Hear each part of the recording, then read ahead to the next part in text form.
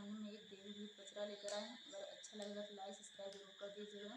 दोस्तों ये चैनल का आप लोग सपोर्ट नहीं कर रहे हैं। दोस्तों ये मेरे चैनल का नाम है सविता जनप्रिया।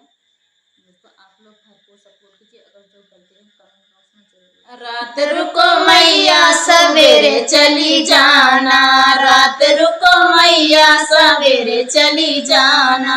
अभी हमने जी भर के देखा नहीं है, अभी हमने जी भर के देखा नहीं है।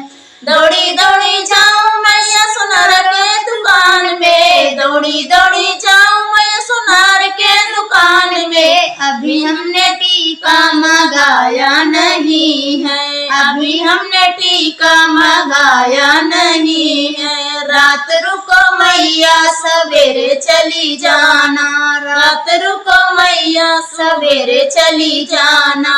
अभी हमने जी भर के देखा नहीं है, अभी हमने जी भर के देखा नहीं है। दौड़ी दौड़ी जाऊं मैया बजाज के दुकान में, दौड़ी दौड़ी जाऊं मैया बजाज के दुकान में। अभी हमने चुनरी मंगाया नहीं है, अभी हमने चुनरी मंगाया नहीं है।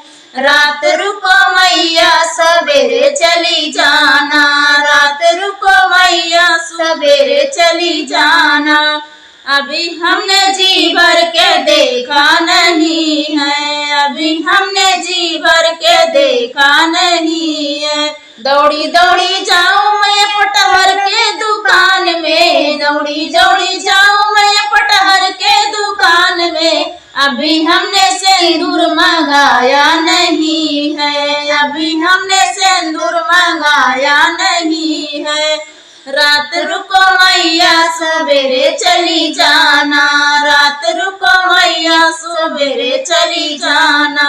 अभी मैंने जी भर के देखा नहीं है, अभी मैंने जी भर के देखा नहीं। रात रुको मैया सवेरे चली जाना, रात रुको मैया सवेरे चली जाना। अभी मैंने जी भर के देखा नहीं है, अभी मैंने जी भर के देखा नहीं है, अभी मैंने जी भर के देखा नहीं है।